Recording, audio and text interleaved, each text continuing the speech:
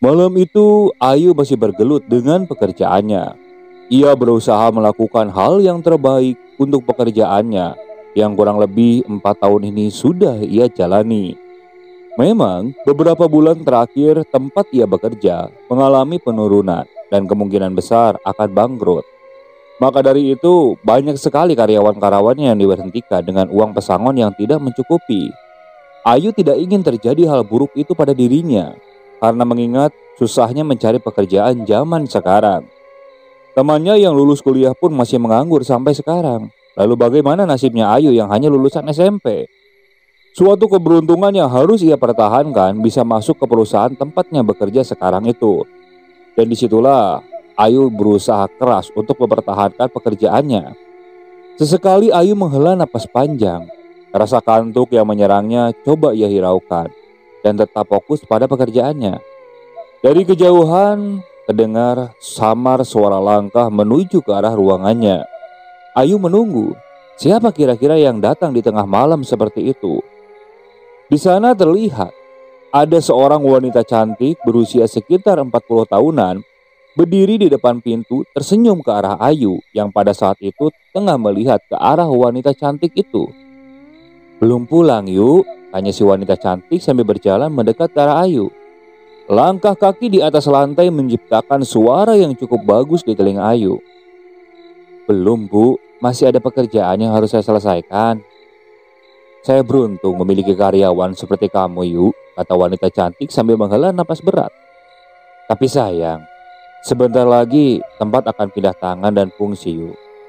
Malam ini adalah malam terakhir kamu dan saya di sini," lanjut si wanita cantik. Raut wajah nampak sangat sedih dan murung. Ayu dapat merasakan perasaan si wanita cantik itu. Bagaimana tidak, usaha yang ia rintis dari awal malah hancur dikarenakan satu atau dua orang yang iri padanya, lalu menghalalkan segala cara untuk meruntuhkan usaha si wanita itu. "Iya bu, saya mengerti. Semoga ibu bisa melewati semua ini dengan sabar. Saya yakin suatu saat ibu pasti bisa membangun kembali semuanya," ucap Ayu tak terasa. Air matanya mulai menetes. "Terima kasih ya Yu. Saya doakan kamu cepat dapat pekerjaan lagi," isak wanita itu yang seraya memeluk tubuh Ayu. Lalu setelah puas menangis, si wanita cantik itu mengeluarkan sebuah amplop putih dan menyerahkannya pada Ayu. Ayu menolak. Namun si wanita itu terus memaksanya. "Hanya ini yang bisa saya berikan untuk karyawan terbaik sepertimu. Jumlahnya memang tidak berapa banyak dibandingkan pengabdianmu selama ini di sini. Terima kasih banyak yuk," ujar wanita itu. Ayu menyeka air matanya dan menerima amplop putih tersebut. Sebelum pergi, Ayu kembali memeluk bosnya. Bosnya sangat baik dan ramah pada karyawannya.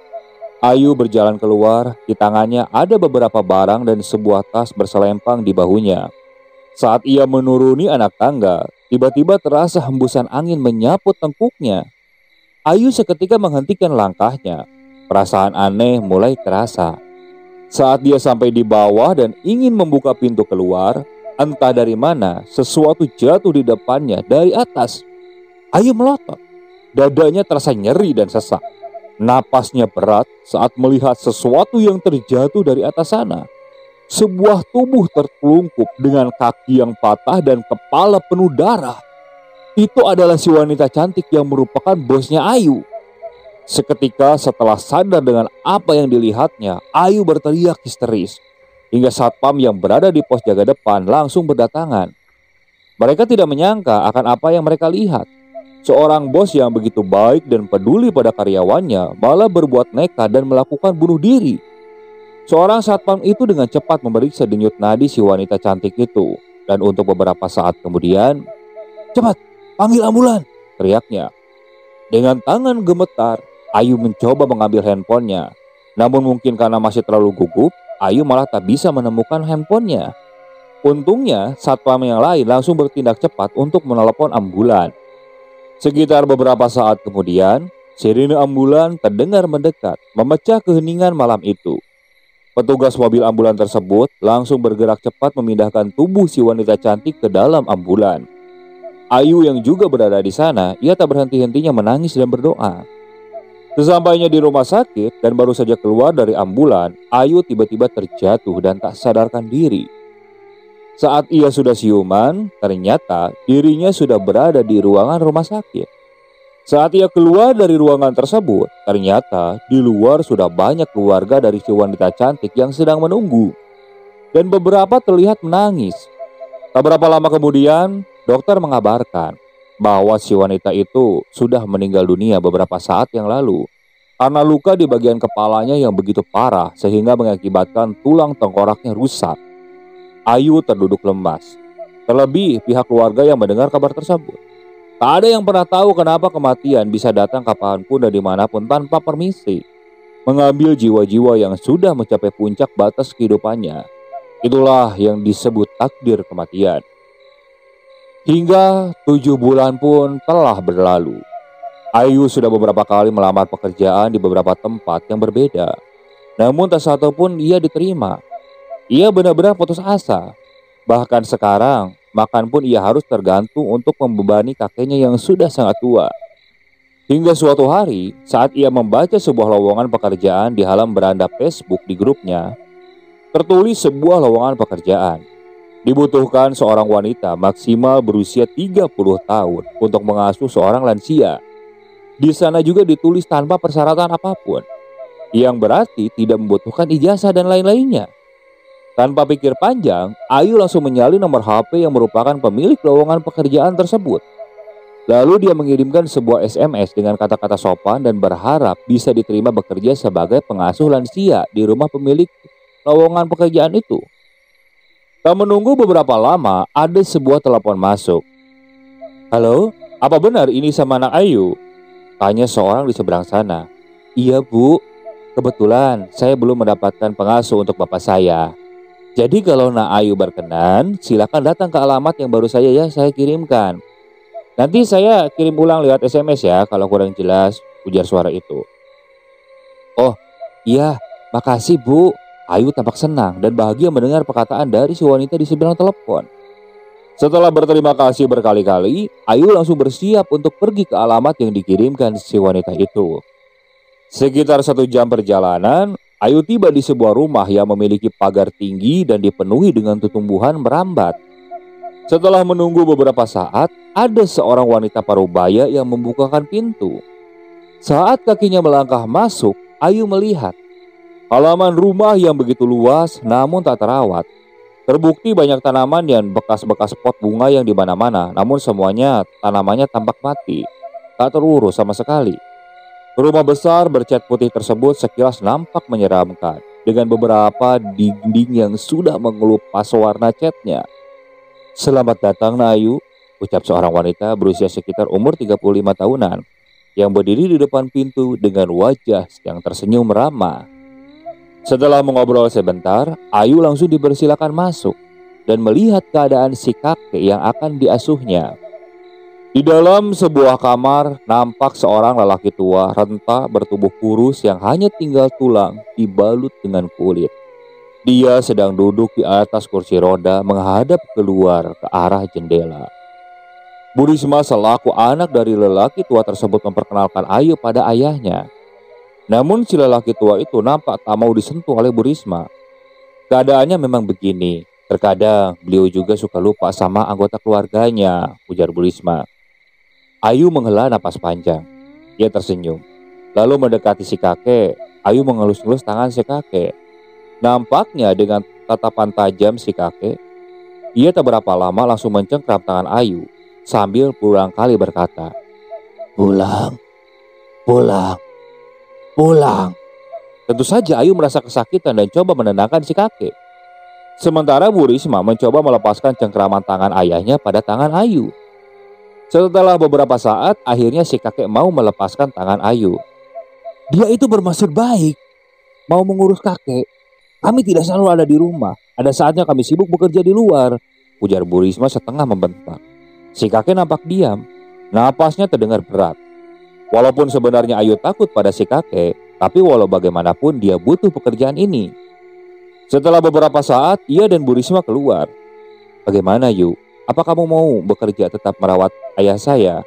Dia memang agak kasar, maklumlah sudah tua, kata Bu Risma. Seraya memegang pundaknya Ayu. Ayu tersenyum. Saya mau Bu, saya mau berusaha sebaik mungkin merawat beliau, jawab Ayu. Bu Risma nampak tersenyum, lalu mengeluarkan beberapa lembar uang 100 ribuan dari dompetnya. Kalau begitu, ambillah. Dan besok, kamu kembali ke sini. Uang ini kamu belikan perlengkapan. Soalnya kalau kamu sudah berada di sini, kamu tidak boleh keluar lagi sebelum sampai waktunya cuti, ujar Bu Risma sambil tersenyum. Ayu menerima uang itu dengan tangan gemetar. Sudah lama ia tidak pernah memegang uang lagi. Di jalan, tak henti-hentinya Ayu memuji kebaikan bos barunya itu, yang sangat begitu percaya kepadanya, menyerahkan uang segitu banyaknya, padahal bisa saja Ayu tak kembali ke sana. Jika dipikir-pikir, Ayu tidak mempunyai rasa curiga sedikit pun kepada bosnya. Singkat cerita, esok harinya Ayu kembali ke rumah Bu Risma dengan membawa satu tas besar berisi pakaian. Saat sampai di sana, ada seorang ibu-ibu yang membuka pagar, masih dengan wajah yang sangat dingin seperti kemarin. Sesampainya di dalam rumah, Ayu langsung disambut oleh Bu Risma. Dengan ramah dan hangat, Bu Risma menunjukkan kamar tempat Ayu akan beristirahat selama ia bekerja di sana.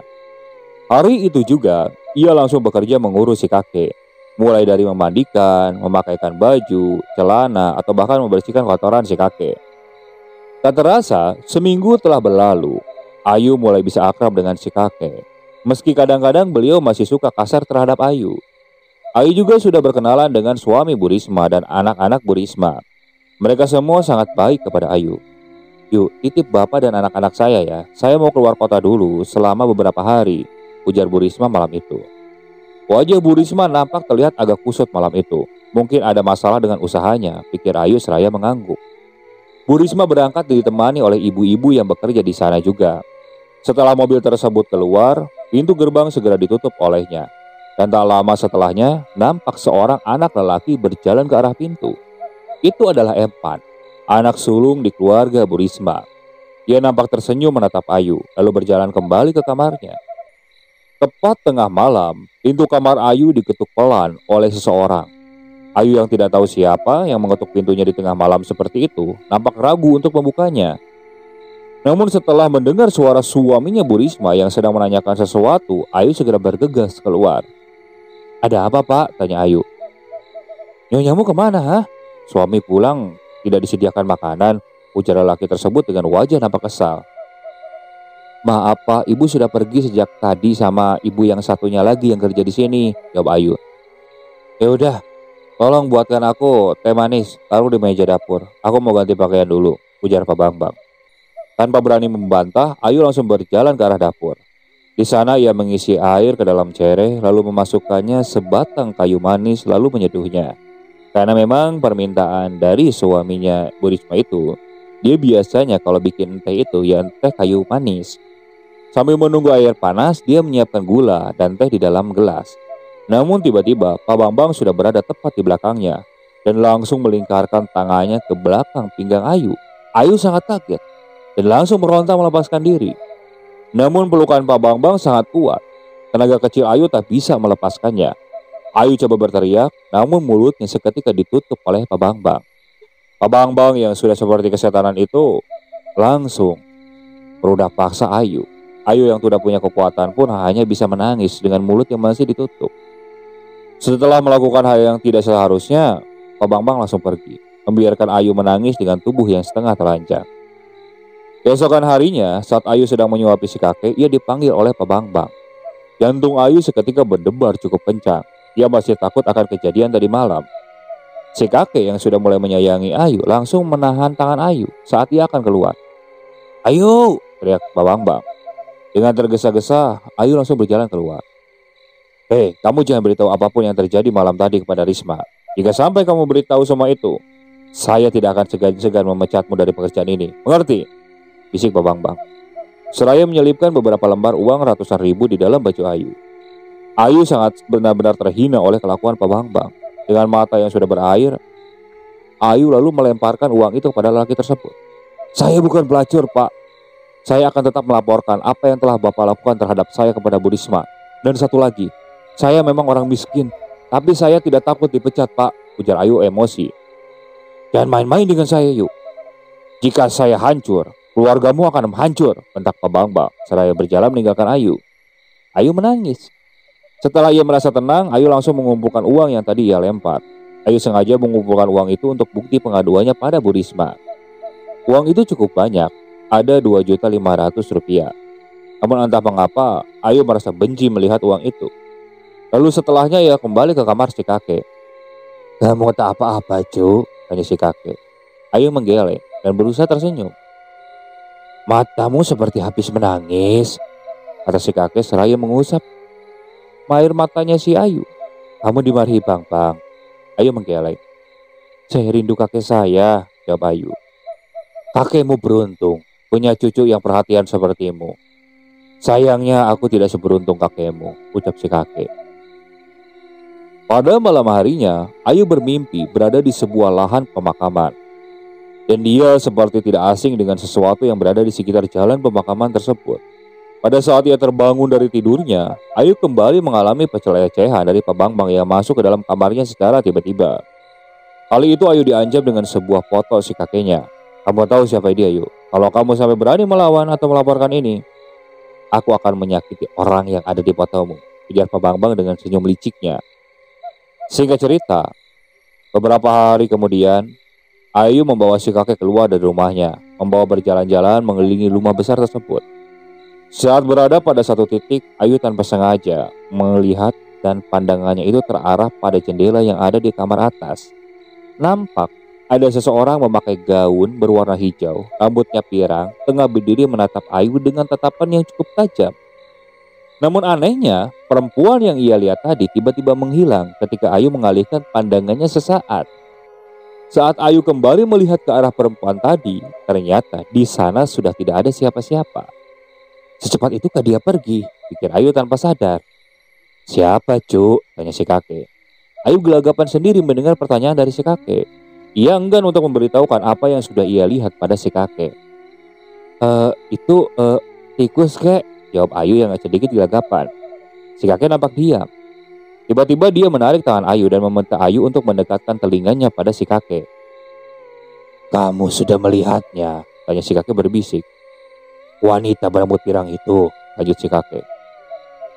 Tiba-tiba Ayu langsung kaget. Dari mana si kakek tahu? "Emang itu siapa?" tanya Ayu berbisik.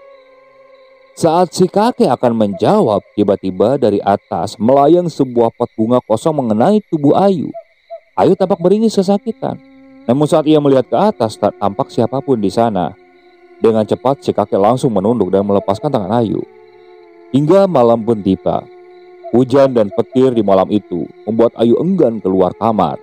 Dia mengunci rapat-rapat pintunya dan menambah beberapa kunci tambahan di depan pintu agar Pak Bambang tidak bisa masuk. Dan takut kalau Pak Bambang masuk, bisa-bisa dia dilecehkan lagi. Ayu menutup rapat tubuh mungilnya dengan selimut. Namun karena selimut itu sangat tipis, rasa dingin pun mulai menyerang tubuh Ayu. Lalu ia bangun dan mengambil jaketnya serta sarung untuk menambah tebal selimutnya. Setelah merasa hangat, Ayu mulai memejamkan matanya. Akan tetapi, hanya beberapa saat saja ia menutup matanya, ia mendengar suara teriakan seorang wanita dari arah luar rumah. Awalnya Ayu tidak terlalu menanggapi suara tersebut. Namun semakin lama, suara itu semakin terdengar mendekat dan berpindah-pindah. Ayu bangun dan duduk di pinggir kasurnya. Ia mencoba menyaring suara itu, mendengarkan lebih seksama. Apakah benar suara itu suara manusia? "Ya, itu memang suara manusia," pikir Ayu. Ayu segera beranjak ke arah jendela. Ia mengintip keluar. Di bawah derasnya hujan dan kilat yang menyambar-nyambar, Ayu melihat 3 orang yang menggunakan jas hujan sedang menyeret seorang wanita di luar. Jantung Ayu seketika berpacu dengan kencang. Siapa mereka? Apa yang sedang terjadi pada gadis itu? Pikir Ayu kalut.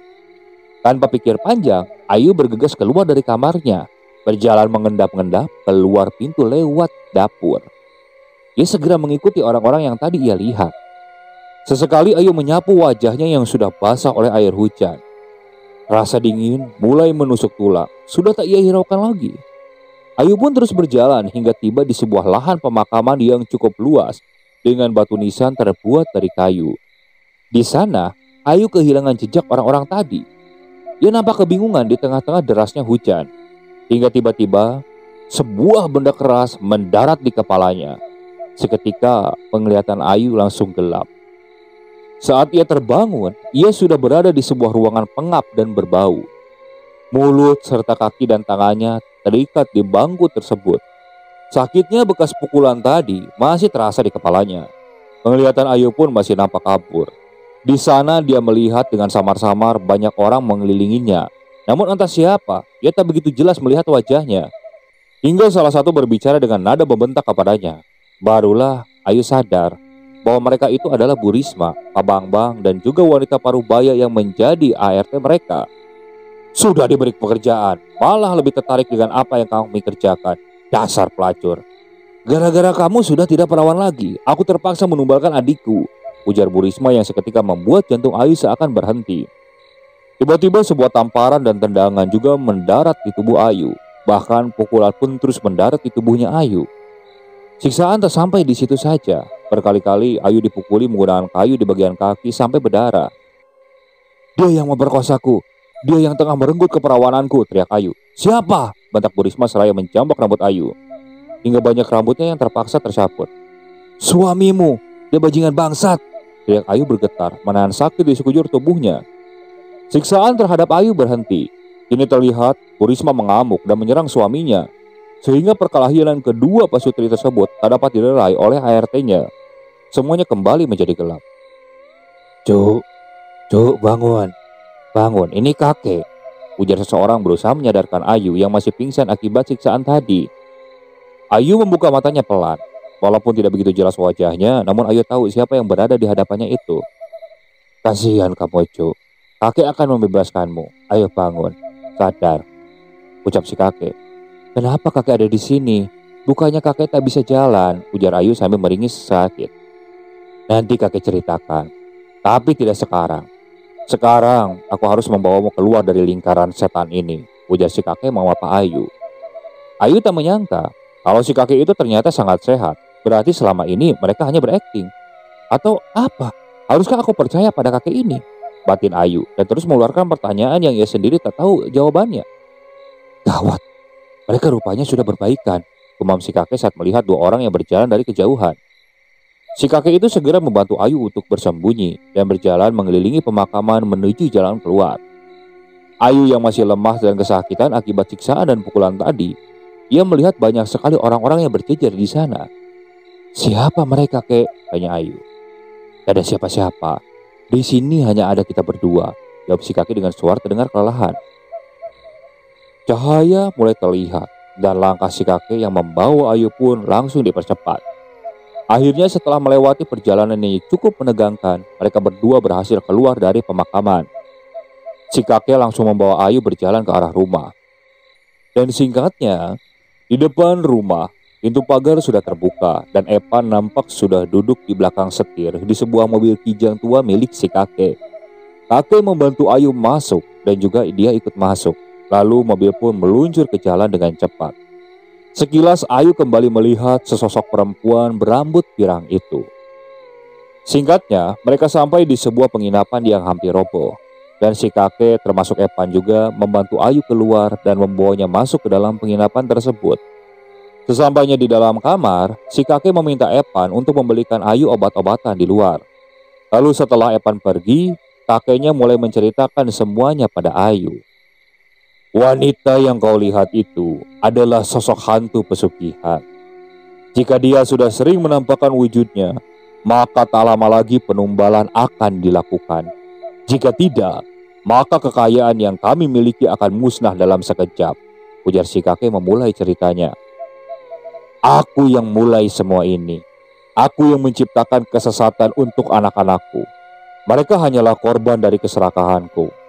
Aku harap kau mau memaafkan mereka, Cu. Yang harus disalahkan atas semua ini adalah aku. Aku sudah banyak menumbalkan para gadis. Dan orang yang kau ketahui sebagai pembantu itu adalah dukun yang dari dulu membimbingku.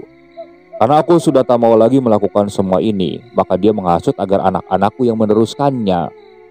Bertahun-tahun aku diancam dan disuruh berpura-pura lumpuh untuk menarik para gadis yang mencari pekerjaan. Maafkan aku, Cu. Aku diancam. Mereka mengancam akan membunuh anak bungsuku, yaitu adiknya Risma, dan menumbalkannya pada makhluk sialan itu.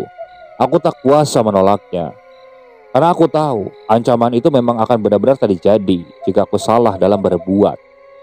Tapi malam ini ia dibunuh dan dijadikan tumbal oleh kakaknya sendiri, ujar kakek terisak.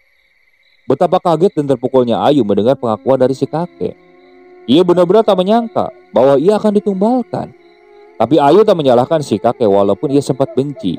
Karena Ayu juga memiliki rahasia terbesar dan tergelap dalam hidupnya yang harus ia bawa sampai mati. Beberapa saat kemudian, Evan datang membawa sekantung obat-obatan. Ia lalu membelikan Ayu minuman agar Ayu bisa lebih sedikit tenang. "Cucuku ini sangat berbeda dari orangnya, Yu," ucap si kakek. Setelah luka-lukanya diobati, si kakek berpamitan untuk pergi. "Sebaiknya kakek ikut kami saja," ujar Ayu saat kakek itu akan pergi. "Tidak, Yu. Aku yang memulainya, maka aku pula yang akan mengakhirinya. Jika malam ini merupakan pertemuan kita yang terakhir, maafkan kakek, Yu. Kakek telah menjebakmu. Kakek sangat menyayangi kalian berdua," kata si kakek. Dada Ayu seketika sesak. Ia tak mampu lagi membendung air matanya. Untuk pertama dan mungkin terakhir kalinya, mereka bertiga berpelukan erat. Setelah si kakek pergi, Ayu dan Evan melihat si kakek keluar penginapan menuju mobilnya bersama seorang kakek-kakek lainnya. "Itu siapa, Pan?" tanya Ayu. "Itu kakek Amin, sahabat kakek. Beliau adalah pemilik penginapan ini," jawab Evan dengan wajah yang nampak kalut. Baru setengah jam mereka berdua tinggal, tiba-tiba Ayu merasa sangat khawatir pada si kakek. Ayu membangunkan Evan yang sedang tidur di sebelahnya. "Pan, bangun. Aku khawatir dengan kakek. Apa tidak sebaiknya kita menyusul kakek?" ujar Ayu yang sebagian mata dan wajahnya sudah mulai membengkak. "Aku tidak mau kedatangan kita ke sana malah mengganggu fokus kakek. Aku yakin beliau pasti aman bersama kakek Amin," jawab Evan. Ayu menghela napas panjang. Pikirannya saat itu benar-benar kacau. "Bagaimana kalau mereka menyakiti keluargaku, Pan?" tanya Ayu mulai kepikiran. Karena memang ia sempat diancam oleh Pak Bambang, ayahnya Evan, jika ia menolak dan mengadu tentang pelecehan itu, maka kakek Ayulah yang akan menerima akibatnya. Napas Ayu seketika naik turun, mengingat betapa ia sangat menyayangi kakeknya itu. Ayu memukul-mukul lantai karena kesal dan bingung dengan apa yang harus ia perbuat. "Tenang, aku rasa mereka tidak akan tahu secepat itu tentang keluargamu. Walaupun kemungkinannya ada, tapi ya pasti akan membutuhkan waktu, tidak malam ini. Kita masih punya waktu untuk berbuat sesuatu. Jadi lebih baik sekarang kita tunggu saja kabar dari kakek," ujar Evan. Ayu mulai menangis. "Lalu bagaimana kalau ayahmu tahu tentang kakekku? Aku pernah diancam saat itu. Ayahmu Pak Bambang menunjukkan gambar kakekku. Dia tahu di mana kakekku dan keluargaku." "Diancam apa? Masalah tumbal itu?" tanya Evan. "Saat dia memperkosaku," ujar Ayu tanpa sadar. Evan lalu menatap tajam ke arah Ayu. Tampaknya ia mengepalkan tangannya. "Biadab, aku tidak punya keberanian untuk melawannya, Pan," isak Ayu. Tak menyangka, Evan malah memeluk Ayu. Ia ikut menangis. Lalu tak berapa lama, Evan melepaskan pelukannya. "Aku akan menyusul kakek," kata Evan. "Aku ikut." "Tidak, sebaiknya kamu di sini. Di sini lebih aman." Tapi Ayu bersikeras untuk tetap ikut. Akhirnya mau tak mau, Evan mengiyakan, dan mereka berdua keluar dari kamar menuju ke sebuah ruangan di penginapan tersebut. Setelah membongkar dan mengacak-acak semua barang yang ada di sana, akhirnya Evan menemukan sebuah kunci motor. Lalu dia menarik tangan Ayu dan keluar menuju ke parkiran. Nampak sebuah motor bermerek Astrea terparkir di sana. Evan segera mencocokkan kuncinya pada motor tersebut. Lalu setelah motor berhasil dihidupkan, keduanya pun berangkat. Lampu motor itu menyimbak kegelapan malam dan hujan yang masih nampak turun, meski tak sederas tadi. Di tengah jalan saat Evan memacu laju motornya, tiba-tiba mereka berdua melihat seorang wanita yang sedang berdiri di tengah jalan. Wanita itu adalah yang pernah Ayu lihat sebelumnya. Saat Evan akan menghindari wanita itu, mereka berdua malah terjatuh karena menabrak pembatas jalan. "Sialan," buat Evan, sementara Ayu langsung terbangun dan melihat sekeliling. Mereka berdua terluka karena tergores bebatuan di pinggir jalan. Evan berjalan ke arah wanita yang tadi menghalangi jalan. Namun tak ada siapa-siapa di sana. Hanya mereka berdua dengan Ayu yang ada di sana. Menyadari ada sesuatu yang aneh, Evan langsung berlari ke arah Ayu. Ia hanya terdiam, berusaha menutupi perasaannya. Ia tak ingin membuat Ayu takut, Padahal Evan tahu, Ayu juga beberapa kali melihat si perempuan tadi. Dan si perempuan itulah yang disebut hantu pesugihan oleh si kakek. Setelah beberapa saat dan coba-mencoba, akhirnya motor berhasil hidup. Namun lampunya mengalami kerusakan akibat terjatuh tadi. Lampunya tak menyala. "Ini bagaimana lampunya gak nyala? Aku gak bisa lihat dalam kegelapan," tanya Evan. "Pelan-pelan saja, Pan. Aku yakin kamu bisa." Lalu mereka berdua pun kembali melanjutkan perjalanan di kegelapan tanpa penerangan sama sekali. Beberapa kali mereka berdua hampir celaka karena diganggu oleh penampakan-penampakan dan sosok menyeramkan di jalanan gelap tersebut. Hingga akhirnya mereka pun sampai di depan pintu pagar. Evan memarkirkan motornya di luar pagar, lalu mengendap-endap masuk ke dalam. Di dalam nampak sunyi, dengan kaki yang terpincang-pincang sambil menahan rasa sakit. Ayu berjalan di belakang Evan. Mereka langsung berjalan ke arah rumah. Namun di dalam rumah sepertinya tak ada orang sama sekali. "Aku rasa mereka ada di perkuburan, Pan," ucap Ayu. "Kuburan?" Lalu Ayu berjalan keluar rumah. Dia coba mengingat-ingat jalan yang menuju ke kuburan itu lagi. Dari kejauhan terdengar suara-suara ayam berkokok bersahutan, menandakan sebentar lagi akan tiba fajar. Untung saja Ayu berhasil mencari kuburan-kuburan itu. Beberapa kali Evan terjatuh akibat kakinya tak sengaja tersandung oleh nisan. Mereka berdua terus saja berjalan di antara kuburan-kuburan. Hingga akhirnya mereka berhasil menemukan tempat yang sebelumnya digunakan untuk mengikat dan menyiksa Ayu tadi. Nampak dari luar tak ada suara apapun. Akhirnya Evan memberikan diri untuk masuk ke dalam. Aroma-aroma busuk menyengat menusuk hidung. Evan hampir muntah dibuatnya. "Ada apa, Pan? Apa kakek ada di sana?" tanya Ayu. "Kosong," jawab Evan bergegas keluar. "Kemana mereka?" batin Ayu bingung. Beberapa saat mereka duduk menunggu, hingga tiba-tiba terdengar suara bunyi dari arah belakang. Dan tak berapa lama Evan dipukul hingga jatuh. Seketika Ayu gemetar melihat siapa yang memukul Evan, yang tak lain adalah dukun yang dikatakan oleh si kakek. Ayu mundur beberapa langkah. Ia sama sekali tak memiliki senjata untuk melawan.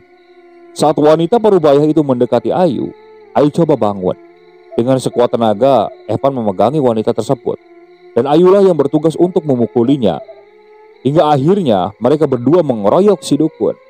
Hingga beberapa saat darah sudah keluar dari bagian kepalanya. Evan pun melepaskannya dan mengajak Ayu untuk segera pergi. Tangan Ayu dan Evan masih gemetar. Itu adalah pertama kalinya untuk dia memukuli orang. Saat akan pergi, Evan kembali tersandung. Kali ini bukanlah batu nisan yang membuatnya terjatuh, melainkan sesosok tubuh yang terbaring di sana. Dalam kegelapan, mereka berdua coba memeriksa apakah orang itu masih hidup atau sudah mati. Hingga akhirnya mereka tak menyadari, sosok perempuan berambut pirang itu sudah berdiri tak jauh dari mereka. Saat Evan menyadari hal itu, rupanya ia sudah terlambat. Dan sosok perempuan itu sudah mulai mendekat ke arah mereka. Evan mencoba menarik tangan Ayu. Namun saat ia kembali jatuh karena tersandung batu nisan, tangan Ayu terlepas, beriringan dengan sosok perempuan tadi yang menghilang. Ayu meraung-raung entah kenapa. Suara Ayu pun berubah. Ia mengelus kepala Evan lalu pergi. Evan coba mengikuti kemana Ayu pergi. Dan ternyata langkahnya mengarah ke salah satu jalan. Dan jalan itu mengharuskan mereka memanjat pagar pembatas untuk sampai ke jalan yang berada di luar pagar. Evan yang awalnya takut untuk memanjat akhirnya memberanikan diri. Meski ia nampak sangat kesulitan. Saat Evan masih fokus pada pijakan kakinya, anehnya Ayu sudah berada di luar pagar. Dan ia terus berjalan meninggalkan Evan. Meski ketinggalan, begitu sampai di bawah, Evan langsung berlari mengikuti Ayu. Matahari terasa lambat sesekali untuk terbit. Ternyata Ayu berjalan ke sebuah rumah di sana. Rumah itu berbentuk aneh dan hanya mempunyai penerangan berupa lampu pelita. Tanpa ragu, Ayu masuk ke dalam. Dan benar saja, di sana ada seorang perempuan yang terikat. Ayu melepaskan ikatannya dan menyuruh perempuan itu pergi. Sementara itu ia langsung berjalan ke atas loteng rumah itu.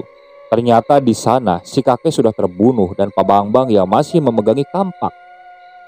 Ayu berjalan masuk dan menyerang Pak Bambang. Lelaki itu coba melawan, namun kekuatan tubuh Ayu lebih besar darinya. Mendengar suara ribut-ribut dan beberapa gebrakan kaki di loteng, Evan pun memberanikan naik. Takut terjadi apa-apa pada Ayu. Ternyata ia melihat Ayu tengah berusaha membunuh ayah Epan. Awalnya Epan ingin menolong ayahnya, namun kemudian ia urunkan niatnya. Dan setelah menyelesaikan tugasnya, Ayu berkata, "Namaku Kemuning. Dulu aku sama sepertimu, tapi mereka telah menjadikanku seperti ini." Ucap Ayu sambil tertawa. Evan tak mengerti arah pembicaraan Ayu. Dan tak berapa lama ia melihat tubuh Ayu mengejang. Evan ragu saat akan mendekati Ayu. Ia juga melihat kakeknya sudah meninggal, di sampingnya ada ibunya, yaitu Bu Risma. "Kamu tak apa-apa," ujar Evan. Tiba-tiba Ayu tersentak, lalu memuntahkan sesuatu yang menggumpal keluar dari tenggorokannya. Ayu kembali tersadar. Ia langsung meracau tak karuan dan sangat shock setelah melihat si kakek sudah meninggal bersama anak dan menantunya. "Aku tak menyangka semuanya akan terjadi seperti ini." Dengan dibantu oleh Evan, mereka berdua turun dari loteng. Di luar rumah, nampak matahari pagi sudah muncul dan menyinari tempat itu dari balik pepohonan. Di sana juga ada perempuan yang sebelumnya terikat dan dibebaskan oleh Ayu tadi. Mereka bertiga saling bertukar senyum dan berjalan dengan tertatih-tatih keluar dari tempat aneh tersebut. Saat sampai di depan pagar pembatas, Evan melihat bahwa ternyata pagar itu memiliki pintu. Dia sama sekali tidak menyadarinya saat malam dan mengikuti Ayu. Evan tertawa kecil, namun sesaat tawanya hilang karena Ayu dan perempuan yang tadi sama sekali tak tertawa, malah memandangi Evan dengan tatapan bingung. "Maaf, kenapa?" Pintu pagar terbuka dan bunyi derit yang tak biasa, dan nampak pemandangan yang tak kalah mengejutkan di depan mereka. Lahan yang cukup luas dipenuhi oleh kekuburan dengan batu nisan tanpa nama. Kuburan yang sepertinya dibuat dengan asal-asalan itu memenuhi tempat tersebut. "Sebanyak ini," gumam Ayu dan Evan. "Bahkan aku sama sekali belum tahu ada kuburan seaneh ini di sini," ujar Evan. "Pantas saja ayah dan ibuku selalu melarang ketika kami bermain di sekitaran gerbang sana." Beberapa saat setelah berjalan melewati kuburan-kuburan itu, ia melihat sosok yang sebelumnya tersandung kaki Evan. Ternyata itu adalah kakek Amin yang entah sudah berapa lama di sana. Untungnya lelaki itu masih hidup, namun ia memiliki luka yang cukup parah di bagian telinga dan mata. Evan yang masih kuat lalu menolong si kakek itu untuk bangun dan membawanya keluar dari area pemakaman. Setelah itu, Evan kembali bersama beberapa temannya dari kakek Amin untuk mengambil jenazah ayah, ibu, dan juga kakeknya. Namun anehnya, ternyata rumah itu sudah terbakar dan batu nisannya juga sudah menghilang. Dugaan pertama adalah si dukun yang melakukan semua itu, karena Evan dan Ayu tidak tahu apakah wanita tua yang mereka pukuli itu masih hidup atau sudah mati. Karena pada saat itu mereka berlari karena gugup dan takut. Sebagian orang percaya dan sebagian tidak, karena seiring berjalannya waktu, lahan pemakaman itu sama sekali tidak menunjukkan gundukan tanah selayaknya kuburan pada umumnya. Sebagian lagi mengatakan kalau itu hanyalah tempat kebun biasa. Namun bekas reruntuhan rumah yang terbakar itu masih ada sampai sekarang. Karena memang katanya tumbal-tumbal gadis itu datang dari berbagai daerah yang jauh, sehingga tak ada orang lain yang tahu dan curiga. Oke, sekian untuk cerita kali ini. Saya mohon maaf apabila masih banyak kekurangan dalam pembawaan ceritanya. Kritik dan sarannya silakan kalian bisa cantumkan di kolom komentar. Tak lupa saya juga ucapkan terima kasih kepada narasumber yang sudah membagikan kisahnya, termasuk para penonton yang sudah mampir dan mendengarkan cerita dari channel Rentera Keramat ini. Semoga kalian selalu diberikan kesehatan, dilancarkan rezekinya, dan dijauhkan dari musibah. Terus ikuti cerita yang dibawakan oleh channel Rentera Keramat ini. Assalamualaikum warahmatullahi wabarakatuh.